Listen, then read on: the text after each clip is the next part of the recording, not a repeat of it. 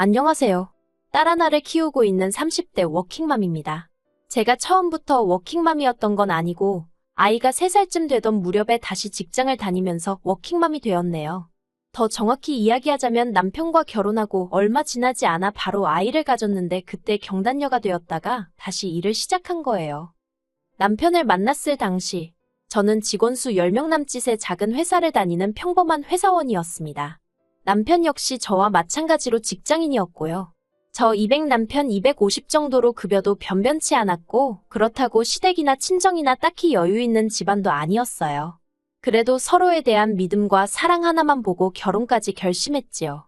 연애 때부터 결혼을 결심하기까지 별다른 다툼도 없었고 크게 서로 안 맞는다고 느꼈던 적도 없어서 그런가 모든 과정이 무르르듯 자연스럽게 흘러갔다고 할까요? 그래서 더욱이 이렇게 제가 남편과 헤어지게 될 거라곤 상상도 못했네요. 결혼식을 올리던 해 저는 30이었고 남편은 35이었습니다. 시부모님께서는 당신들이 집을 해주셨다고 입버릇처럼 말씀하셨지만 까놓고 말해서 1억 5천짜리 집에 5천 해주시고 1억은 대출이었어요. 저희가 갚아야 하는 대출이었지요. 하지만 저희 친정은 단돈 1,000만 원도 해주기 어려운 상황이었으니 제가 이러쿵저러쿵 말할 입장은 아니었어요. 그저 속으로 빨리 대출부터 갚고 아이를 낳아야겠다 싶었지요.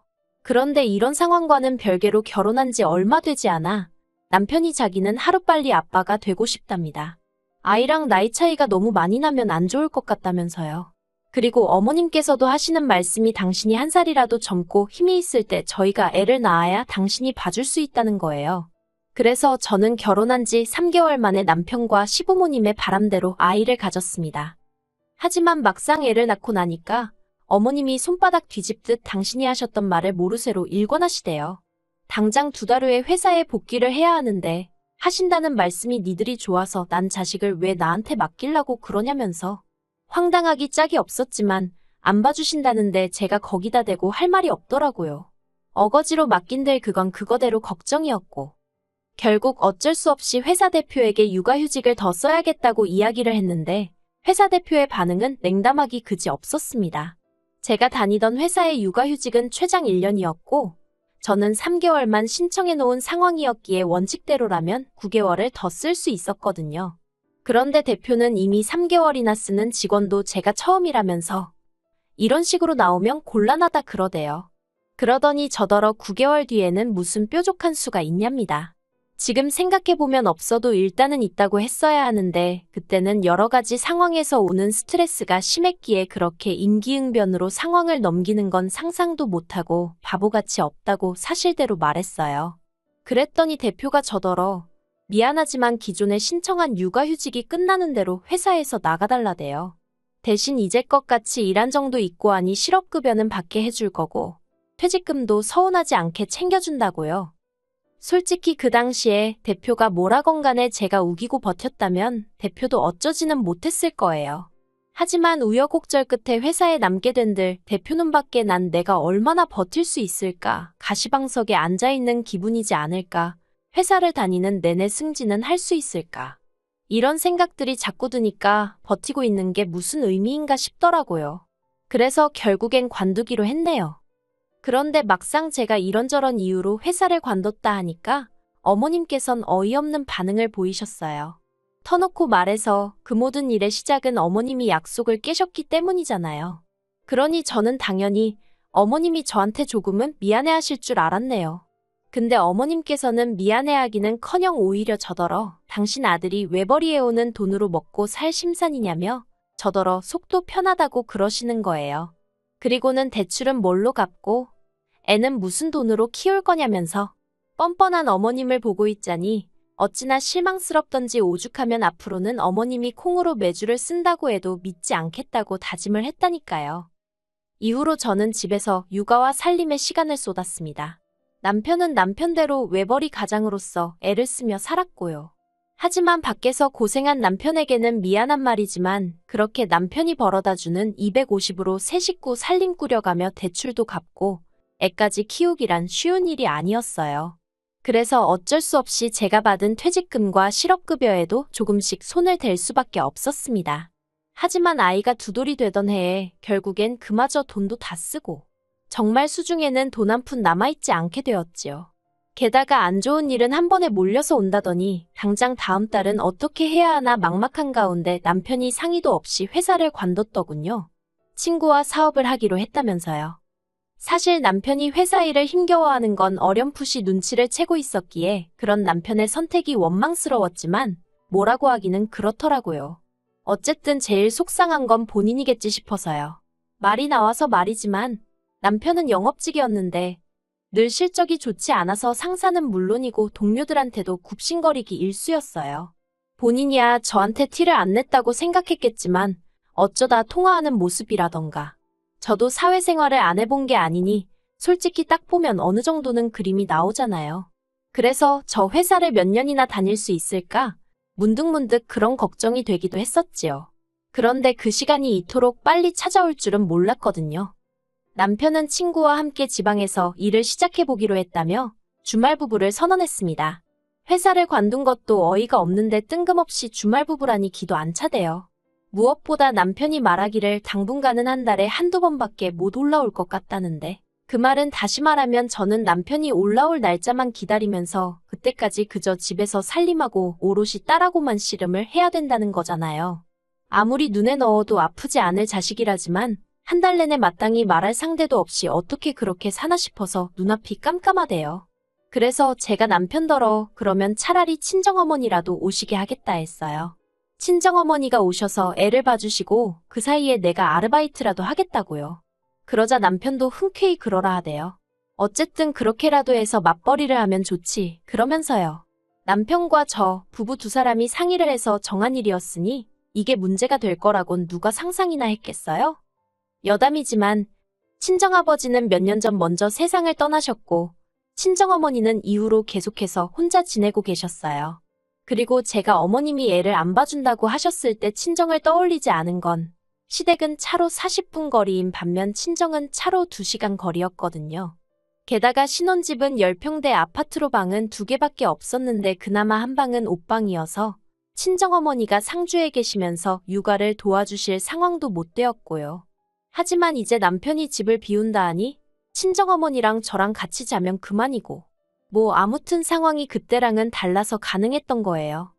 그런데 친정어머니가 올라오시기도 전에 어머님이 친정어머니를 불러드리기로 했냐면서 악을 쓰시며 연락을 해오셨어요. 솔직히 어머님이 어떻게 알게 되신 건지는 지금도 모르겠어요. 남편 말로는 죽어도 자기는 말을 안 했다는데 그럼 저나 저희 어머니가 했다는 소리밖에 안 되거든요. 그런데 저희 어머니야 당연히 먼저 그런 말씀을 하실 이유도 없고 저라고 뭐 한다고 쓸데없이 그런 소리를 했겠어요? 그러니 저는 남편이 했으리라 생각하고 있습니다만 어찌됐건 어머님이 알게 되신 마당에 그런 걸 따서 뭐 하나 싶대요. 그리고 한편으로는 친정어머니가 딸집에 잠시 와 있겠다는 게 아주 이상한 일도 아니잖아요. 비밀로 해야 할 일도 아니었고요. 그리고 그날은 주말이었기에 남편이 올라와 있는 상황이었습니다. 그런데 어머님께서 연락도 없이 저희 집에 찾아오셨더군요. 솔직히 전혀 반갑지 않았어요.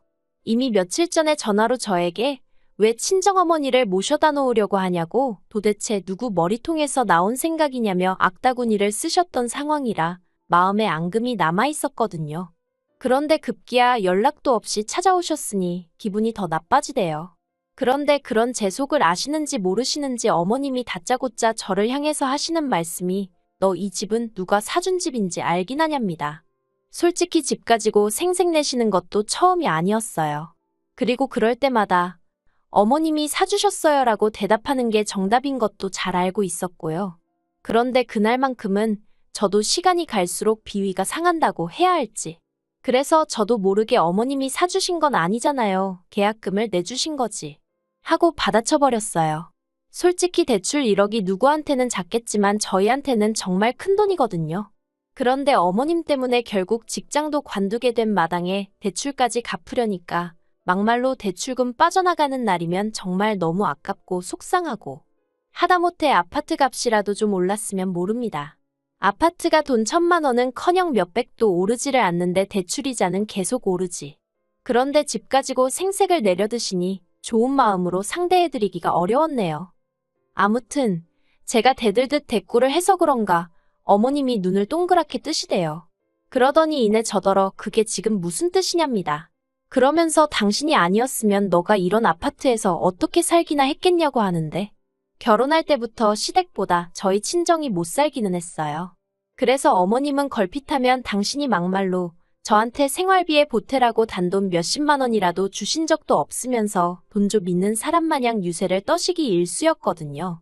근데 그게 저도 사람인지라 제 마음이 괜찮을 때는 그저 나이든 시어머니의 귀여운 허세 정도로 생각하고 아무렇지 않게 듣고 흘려버릴 수 있어요.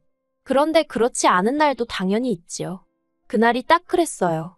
저는 어머님더러 이 15평도 안 되는 아파트, 저도 남편하고 결혼 안 하고 혼자 계속 직장 다니고 살았으면 이 정도는 당연히 살지 않았겠냐고 또 받아쳐버렸네요. 그리고 이때부터였어요. 어머님이 당신이 하는 말마다 제가 반박을 해대니까 화가 많이 나셨던 모양입니다. 저더러 하시는 말씀이 네 남편은 개같이 돈 번다고 지방에 간다고 그러는데 너는 좋다고 니네 엄마 데려다 놓고 먹이고 입히고 그럴 꿈을 꿨냐면서 저 하나로는 부족해 저희 어머니까지 당신 아들 등골에 빨대 꽂게 할 셈이냐고 악다구니를 쓰시는 게 아니겠어요? 그리고는 하시는 말씀이 주말 부부하는 동안 니네 엄마 불러드릴 생각 말고 저더러 이 집에서 나가래요. 당신 아들도 없는 집인데 차라리 남한테 월세를 놓으면 월세를 놓지 저랑 친정어머니랑 시시덕거리고 당신 아들 등골 빼먹는 꼴은 못 본다고요. 어이가 없어서 그러면 저랑 딸, 어머님 손녀는 어디 가서 지내라는 거냐고 물었어요. 저야 막말로 피 한 방울 안 섞인 남남이라지만 저희 딸은 엄연히 어머님 손녀잖아요. 그런데 어머님이 하시는 말씀이 그런 건 저더러 알아서 하래요. 당신은 관심 없다고요. 제가 황당하고 어이가 없어서 남편을 쳐다보곤 무슨 말이라도 해보라 했어요. 그랬더니 남편이 겨우 한다는 소리가 제 말도 일리가 있지만 어머님 말씀도 일리가 있답니다. 그러면서 저더러 설명을 한답시고 떠드는 소리가 어머님이 그 목돈을 들여 집을 해주신 건 냉정히 말하면 당신 아들 그러니까 남편 잘 살라고 해주신 거라면서 그러면서 이번만큼은 어머님 말씀대로 지금 이 집은 월세를 놓고 저는 친정에 가서 애를 키우라대요. 어이는 없었지만 그래도 거기까지는 제가 이해해보려고 했어요. 그래서 알겠다고 대신 생활비는 원래대로 보내줘야 한다 했지요. 그런데 이번에도 또다시 어머님이 이번에도 또 끼어들어서는 당신 아들이 무슨 돈 나오는 기계도 아니고 정작 당신 아들은 저희 친정에서 먹고 자는 것도 아닌데 왜 생활비를 보태야 되냐입니다. 그래서 제가 어머님 떨어 애는 그럼 무슨 돈으로 키우냐고 그랬어요.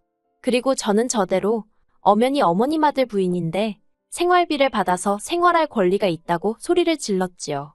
그런데 어머님께서는 제 밥값은 제가 해야 된답니다. 밥값도 못하는 여자는 기생충이나 다름이 없다나요?